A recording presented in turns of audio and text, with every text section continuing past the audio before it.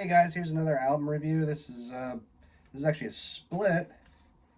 I'm not sure from what year, but this is between a split between and Current 93. This is called Inerrant Rays of Infallible Sun, Black Ship Shrine Builder.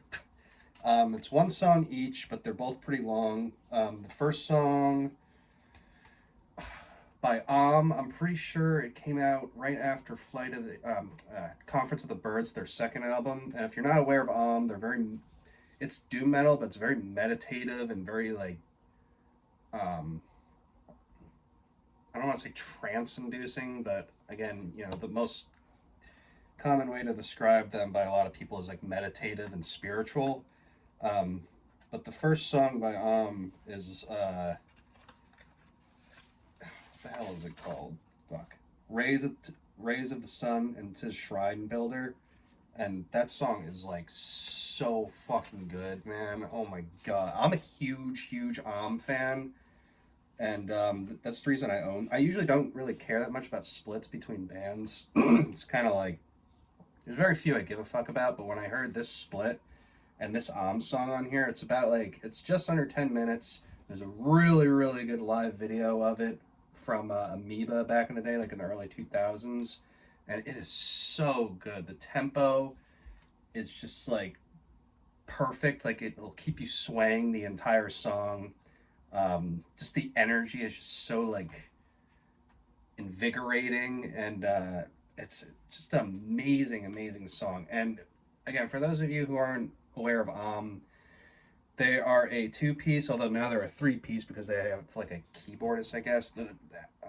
Their first two albums were heavily just bass and drums, and that was it. And Al's amazing vocals, which are like, I don't know, I don't know if they're like Tibetan inspired or like something to do with monks. I remember reading that somewhere, but they have this very kind of spiritual overtone to them, and but he's also monotone, so it's a very interesting approach to the music. But so the first two albums are like bass and drums, and then they started moving into more like kind of Middle Eastern sounding, which is cool. But I definitely prefer the bass and drums era a bit more.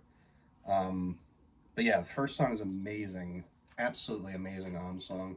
Second song by Current 93 is cool.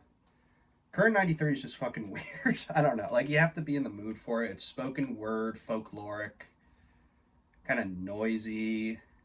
It's interesting. It's definitely not bad, but I don't know, you either like Current 93 or you don't. They're kind of a love or hate band.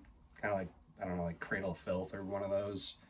Not that they're anyway similar, but just the same sentiment behind both of them. It's a good song.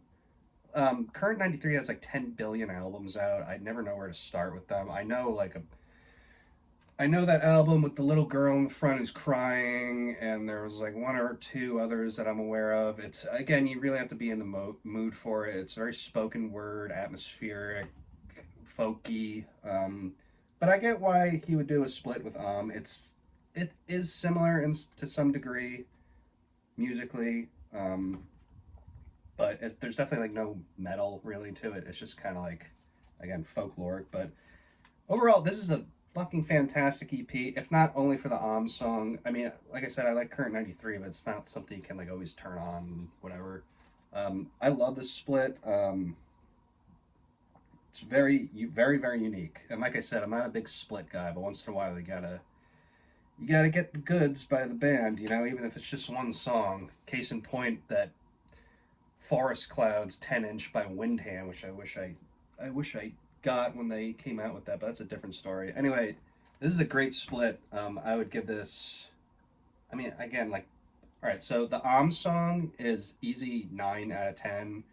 Current 93 song is like a 7. It's cool, you gotta be in the mood for it. But so yeah, check this out if you haven't already. I don't even think it's on Spotify or anything. You gotta go on YouTube probably to listen to it, but definitely worth your time. This is and Current 93 with Inerrant Rays of Infallible Sun, Black Ship Shrine Builder.